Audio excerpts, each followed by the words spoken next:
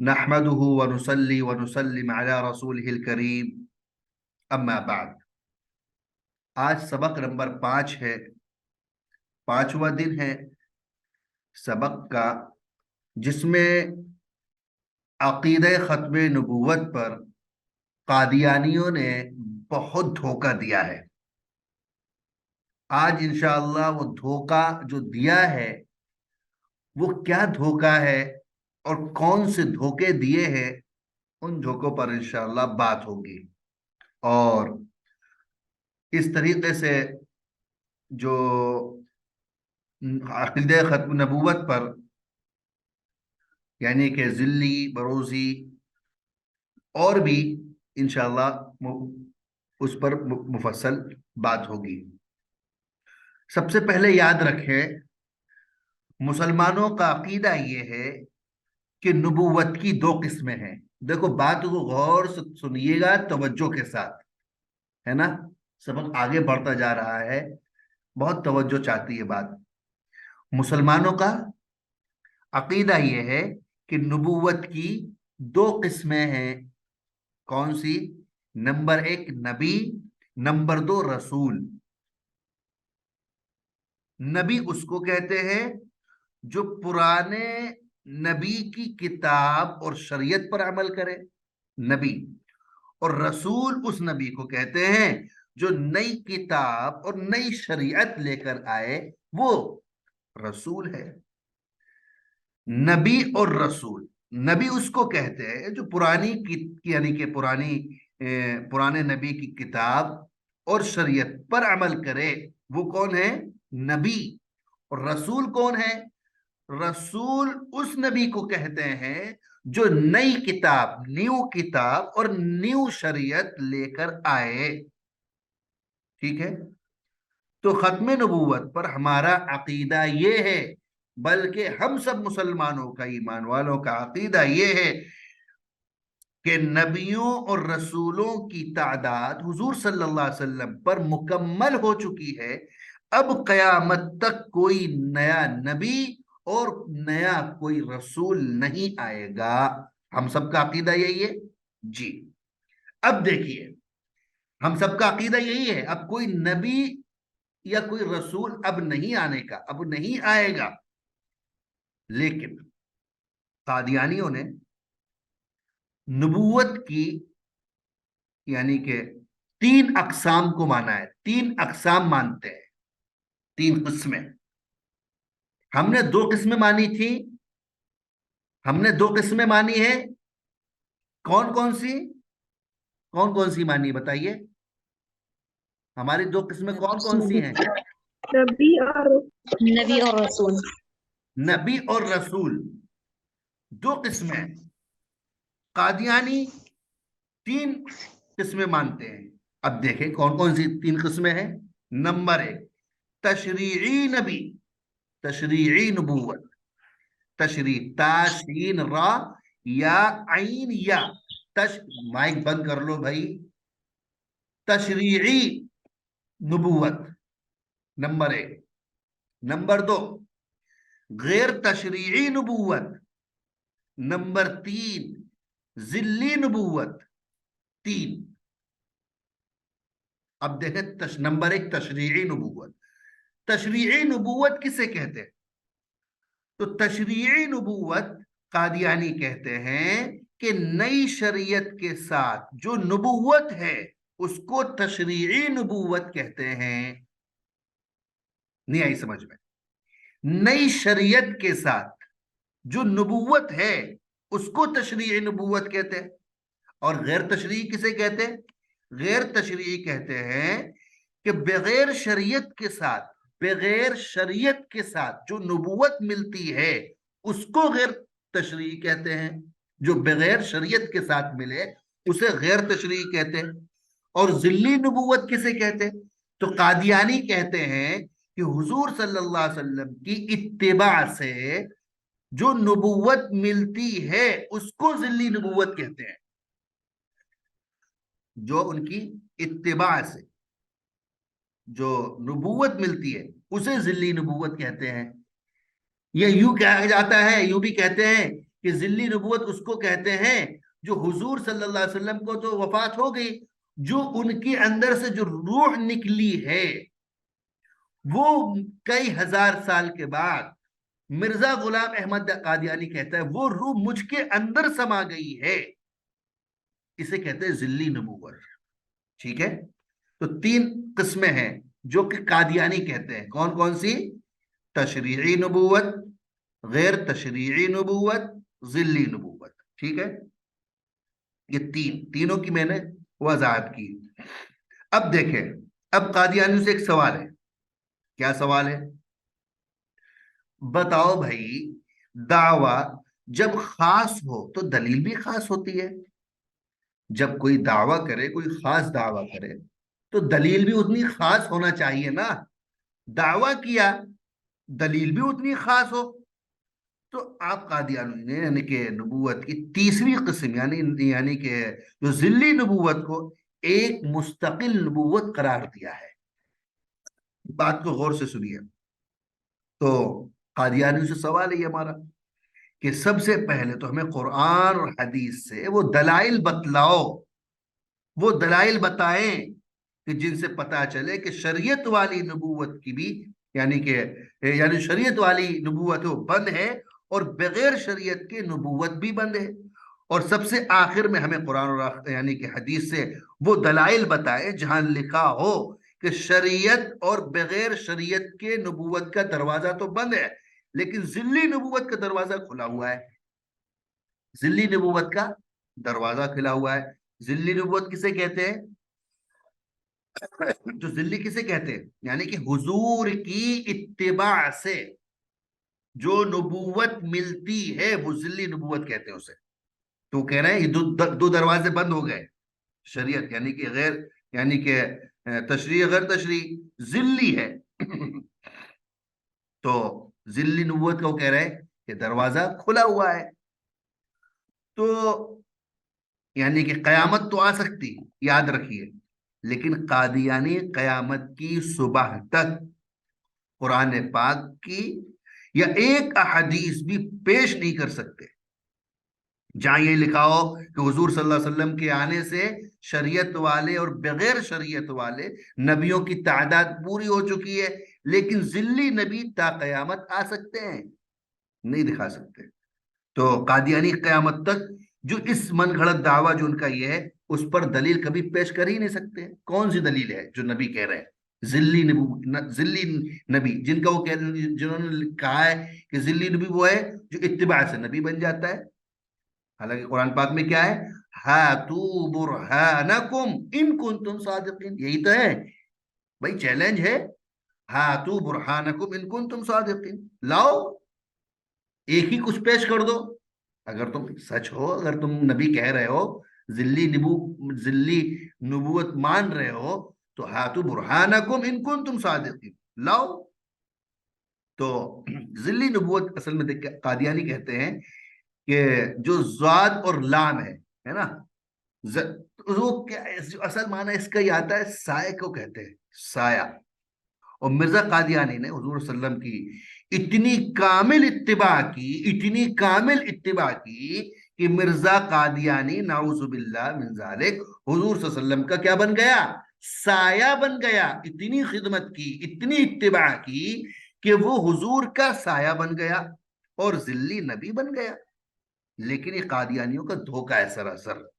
قادیانی دراصل مرزا قادیانی کو نعوذ باللہ حضور صلی اللہ علیہ وسلم جیسا بالکل، بلکہ آیا کہ حضور صلی اللہ علیہ وسلم سے بڑھ چڑھ کر درجہ دیتے ہیں مرزا قادیانی کو حضور صلی اللہ علیہ وسلم سے بڑھ کر درجہ دیتے ہیں.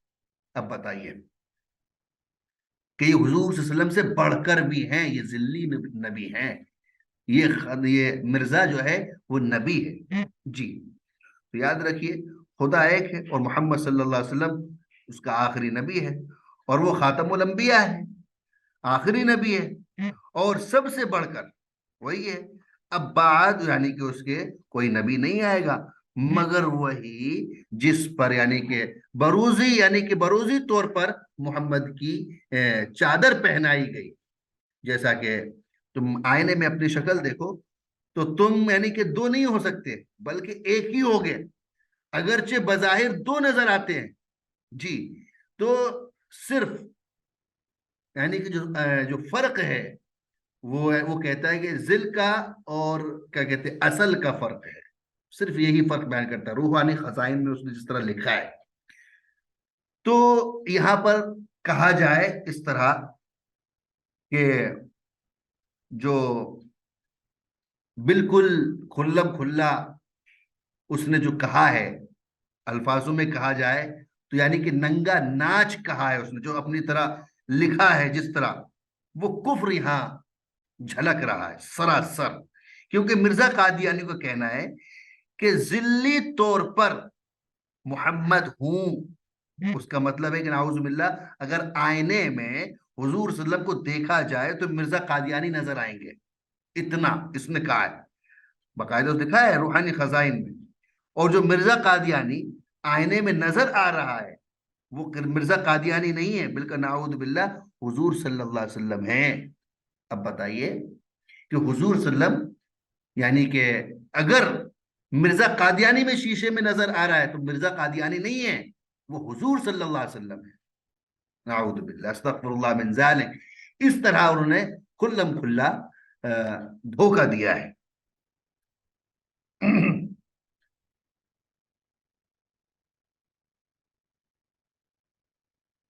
اب دیکھیں جو ذل ہے اور جو بروزی ہے، اس کے طور پر یعنی کہ فلسفے کے طور پر مرزا قادیانی کی کچھ تحریر ہے، اس کے ہی تحریر سے اس کا رد کیا گیا ہے، باطل ہوا ہے، باقاعدہ اس کا بطلان ثابت ہے اس کی ہی تحریر سے، وہ تحریر موجود ہے۔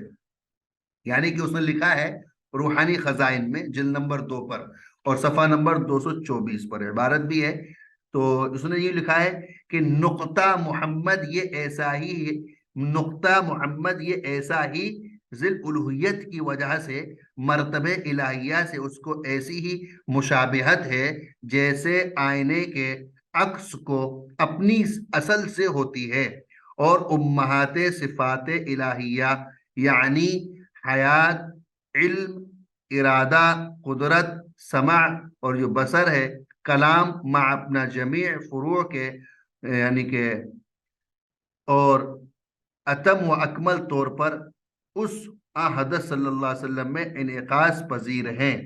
اور اس نے لکھا ہے کہ حضرت عمر رضی اللہ تعالی کا وجود ذلی طور پر گویا حضور صلی اللہ علیہ وسلم کا ہی وجود تھا۔ دیکھیں اس نے یہ لکھا ہے، اور لکھا ہے خلیفہ دراصل رسول کا ذل ہوتا ہے۔ مرزا قادیانی کے اگر ذلی اور بروزی کے فلسفے کو تسلیم کر لیں تو پھر حضور صلی اللہ علیہ وسلم کو بھی خدا تسلیم کرنا پڑے گا، اور حضرت عمر رضی اللہ تعالی عنہ اور تمام خلفائے راشدین کو رسول تسلیم کرنا پڑے گا۔ ظاہر سی بات ہے اگر یہ معنی لیا جائے کہ بھائی ان کی اتباع سے، تو ظاہر سی بات ہے اتباع میں تو صحابہ آئیں گے سب سے پہلے، تو صحابہ نبی ہو گئے، صحابہ ہو گئے نبی، ذلی نبی تو صحابہ ہو گئے، تو یہ کہاں سے ہو گیا؟ تو جتنی پیروی اور جتنی اتباع صحابہ نے کی وہ یہ کہاں کر سکتا ہے؟ تو نبی تو پھر تو وہ ہو گئے، اور رسول کون ہو گئے؟ تو خدا ہو گئے۔ پھر اگر مرزا یعنی کہ قادیانی کے فلسفے کے مطابق حضور صلی اللہ علیہ وسلم خدا کے ذل ہو کر بھی خدا نہیں ہو سکتے، اور حضرت عمر رضی اللہ تعالیٰ اور دیگر خلفاء رسول اللہ کے ذل ہو کر بھی رسول نہیں ہو سکتے، تو پھر مرزا قادیانی کیسے نبی اور رسول ہو سکتا ہے؟ کیسے؟ ذل کا معنی سایہ، اتباع، اس نے اتباع کی کہ وہ نبی بن گیا، حالانکہ دلیل کوئی نہیں، اور اس کو درجہ اتنا دے دیا گیا کہ اس کے ماننے والے دنیا میں کتنی جگہ ہیں کہ نبی سے بڑھ کر بھی درجہ دیا جاتا ہے جی۔ تو یہ اس لیے اللہ کے رسول نے کیا کہا ہے؟ انا خاتم النبیین، میں آخری نبی ہوں، میرے بعد کوئی نبی نہیں ہوگا۔ یعنی کہ کہا جائے انا خاتم النبیین، میں اس کا ترجمہ یوں کریں گے، میں نبی ہوں اور میرے بعد کوئی نبی نہیں ہوگا، کوئی نبی نہیں آئے گا، ہوگا نہیں، میرے بعد کوئی نبی نہیں آئے گا، میرے بعد کوئی نبی نہیں آئے گا۔ اب سوال اشکال ہوتا ہے، حضرت موسیٰ بھی تو حضرت عیسیٰ آئیں گے، وہ بھی تو نبی ہیں، اور آپ نے کہا کہ میرے بعد کوئی نبی نہیں آئے گا۔ نبی تو آئیں گے، حضرت عیسیٰ کون ہے؟ نبی ہیں، آئیں گے۔ حضرت مہدی ہیں، آئیں گے۔ آپ تو کہہ رہے ہیں کہ لو حضرت عیسیٰ آئیں گے، اور آپ کہہ رہے ہیں کہ وانا خاتم النبی لا نبی بعدی، کہ میرے بعد کوئی نبی نہیں ہوگا، میرے بعد کوئی نبی نہیں ہوگا۔ نبی آئے گا نہیں، نبی نہیں ہوگا۔ موسیٰ آئیں گے، نبی تو ہوں گے، لیکن محمد صلی اللہ علیہ وسلم کے امتی ہوں گے، ان کی اتباع پیروکار ہوں گے، نہ کہ نبی۔ نبی ہیں، انکار نہیں ہے، لیکن پیروی ان کی کر رہے ہوں گے۔ بات سمجھیے، ایک مثال چھوٹی سی مثال یوں لے لیجئے کہ آپ کے ہندوستان میں کوئی اجلاس رکھ لیا جائے، اور بہت بڑا اجلاس ہو، اور ان اجلاس میں، اس جلسے میں دنیا کے یعنی کہ پرائم منسٹر کو بلایا گیا ہو، صرف پرائم منسٹر کو، جتنے بھی پی ایم ہیں سارے پی ایم آئے ہوں، آپ کے انڈیا میں آئے، سعودی سے بھی آیا، آپ کا انگلینڈ سے بھی، پرتگال سے، لسبن سے، امریکہ سے، آسٹریلیا سے، کینیڈا سے، عمان سے، مسقط سے، آپ کے سارے لوگ جگہ سے آئے ہوئے ہیں آپ کے انڈیا۔ تو اب یہ بتاؤ، انڈیا آئے ہوئے ہیں سارے لوگ، تو کیا امریکہ والے کی حکومت انڈیا میں چلے گی؟ قانون چلے گا؟ آپ تو کہیں گے بھائی وہ پرائم منسٹر ہے، تو کیا اس کا قانون انڈیا میں چلے گا؟ نہیں چلے گا۔ کیا سعودی کے بادشاہ انڈیا آیا ہوا ہے، کیا اس کا قانون یہاں چلے گا؟ آپ کہیں گے پرائم منسٹر تو ہے، پرائم منسٹر تو ہے، لیکن یہاں قانون اس کا نہیں چلے گا، قانون یہاں انڈیا والے کا ہی چلے گا، وہ مہمان کی حیثیت سے آیا ہے۔ اسی طرح حضرت عیسیٰ نبی ہوں گے، لیکن بنی اسرائیل کے نبی ہے نا، حضرت عیسیٰ تو بنی اسرائیل کے نبی ہیں، لیکن محمد صلی اللہ علیہ وسلم کی امت میں آئیں گے، تو پھر امتی بن کر آئیں گے، نہ کہ نبی بن کے آئیں گے۔ تو کہا جائے گا، ترجمہ یوں ہوگا، انا خاتم النبی لا نبی بعدی، کہ میرے بعد کوئی یعنی کہ میں آخری نبی ہوں، اور میرے بعد کوئی نبی نہیں ہوگا۔ اگر موسیٰ عیسیٰ آئیں گے، عیسیٰ علیہ السلام آئیں گے، مہدی آئیں گے، جو بھی آئیں گے، وہ سارے کے سارے نبی تو ہوں گے اپنے قوم کے، لیکن ہمارے اس میں آئیں گے تو امتی بن کے آئیں گے۔ جی، تو بتا یہ رہا تھا، جیسا کہ ابھی آپ کے سامنے سمجھ آیا ہوگا، تو قادیانیوں نے اس طرح بہت سارا دھوکہ دیا ہے۔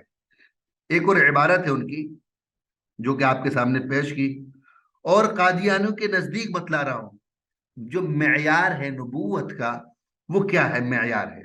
تو نبوت کا معیار لکھا ہے، جو ان کے ہاں معیار ہے نبوت کا معیار، وہ حضرت ابو سفیان رضی اللہ تعالی زمانے جاہلیت میں، یعنی کہ تجارتی سفر پر روم گئے، اور قیصر روم نے انہیں اپنے دربار میں بلا کر سوال پوچھے، جن میں سے ایک سوال یہ تھا کہ جنہوں نے نبوت کا دعویٰ کیا ہے ان کا خاندان کیسا ہے؟ کون سوال کر رہا ہے؟ یعنی کہ بادشاہ قیصر روم کہ جنہوں نے نبوت کا دعویٰ کیا ہے ان کا خاندان کیسا ہے۔ یہ حدیث بخاری شریف کی ہے۔ تو حضرت ابو سفیان جو تھے، انہوں نے جواب دیا کہ وہ عالی نسب خاندان سے تعلق رکھتے ہیں۔ تو قیصر روم نے ان پر یوں تبصرہ کیا تھا کہ انبیاء عالی نسب قوموں سے ہی مبعوث کیے جاتے ہیں، جو انبیاء آئے ہیں ان کا نسب عالی ہوتا ہے، ان کا نسب بہت اعلیٰ ہوتا ہے، جو انبیاء آئے ہیں اللہ نے جو پہنچایا ہے ان کا نسب بہت اعلیٰ اور بلند ہوتا ہے۔ یہ کون کہہ رہا ہے؟ یہ روم کا بادشاہ کہہ رہا ہے، قیصر روم کہہ رہا ہے۔ تو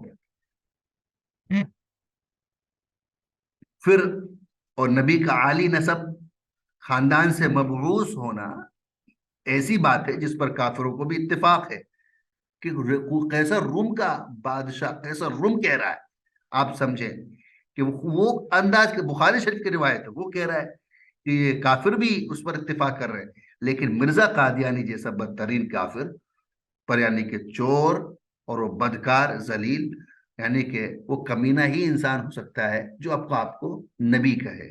جی مرزا غلام احمد قادیانی بھی لکھا ہے ایک جگہ روحانی خزائن میں، جلد نمبر 15 ہے، صفحہ نمبر 280 پر.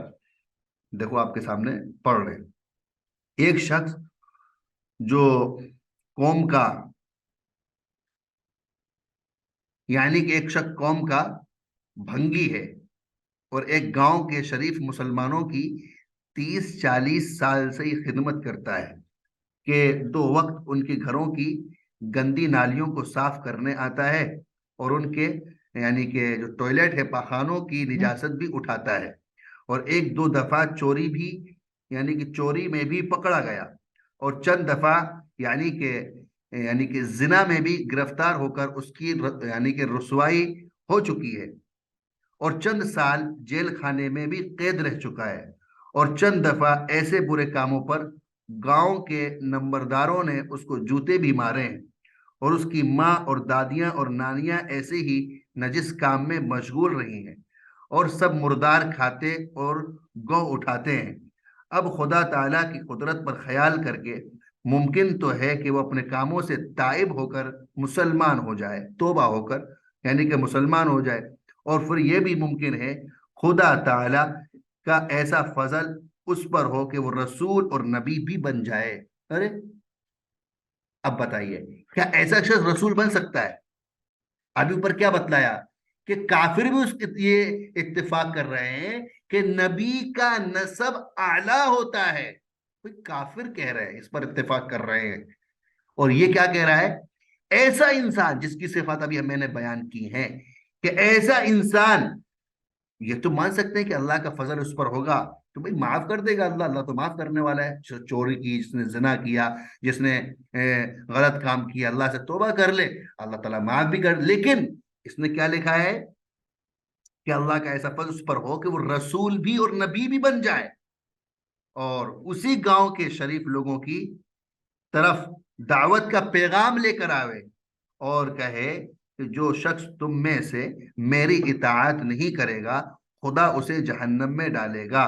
لیکن باوجود اس امکان کے جب سے دنیا پیدا ہوئی ہے کبھی خدا نے ایسا نہیں کیا. جی روحانی خزائن صفحہ نمبر 15 جلد نمبر 15 صفحہ نمبر 280. دیکھیں کس طرح انہوں نے لکھا ہے. ابھی انشاءاللہ آگے کے اسباق میں ان کا پورا حلیہ قادیانی کا، مرزا غلام قادیانی کا پورا شجرہ، پورا حلیہ، پوری یعنی کہ تاریخ پیدائش، ولادت، نسب انشاءاللہ وہ بھی انشاءاللہ آگے والے اسباق میں بیان کیا جائے گا. تو آج کے سبق کا خلاصہ یہی ہے کہ جو یعنی کہ ہمارے نزدیک 2 قسمیں ہیں، رسول اور نبی، اور اس کے نزدیک یعنی کہ تشریعی نبوت، غیر تشریعی نبوت، ذلی نبوت. اور وہی کہتا ہے ذلی نبوت یہ ہے کہ حضور صلی اللہ علیہ وسلم کی روح ان کے انتقال کے بعد، ان کے پردہ فرمانے کے بعد یعنی کہ ان کی روح ہمارے اندر داخل ہو گئی ہے. یہ نعوذ باللہ اس طرح، نعوذ باللہ من ذالک، اس طرح وہ کہتا ہے، حالانکہ اس کے پاس کوئی قرآن کی اور احادیث مبارکہ کی کوئی بھی ایک حدیث، کوئی بھی قرآن کی ایک آیت موجود نہیں ہے. اللہ تبارک و تعالی ہم سب کی حفاظت فرمائے، عقیدہ ختم نبوت کی حفاظت کرنے ہم سب کو داعی بنائے. آمین. ٹھیک ہے بھائی، جزاکم اللہ خیر. السلام علیکم ورحمۃ اللہ وبرکاتہ. آپ کے جو سوال ہے اس کے متعلق اگر کسی کے ذہن میں سوال آئے ہوں ان سوال کو لکھ لیجئے. انشاءاللہ کسی دن جو بھی سوال ہوں گے سوال کا جواب انشاءاللہ آپ کو مکمل ملے گا انشاءاللہ. السلام علیکم ورحمۃ اللہ وبرکاتہ.